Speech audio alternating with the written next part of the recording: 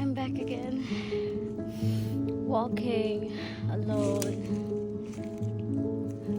and yeah, it starts to drizzle, but hopefully it will not pour.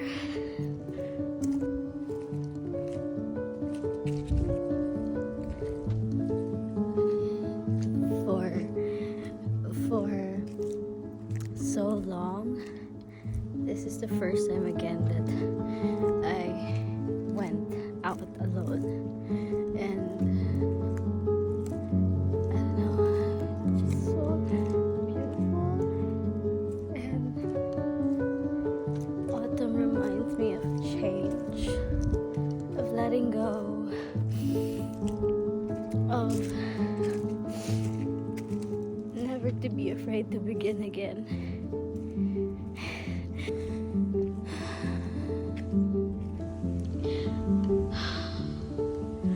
Oh my gosh, I was writing, I was trying to listen to the wind, trying my best to release, and then this.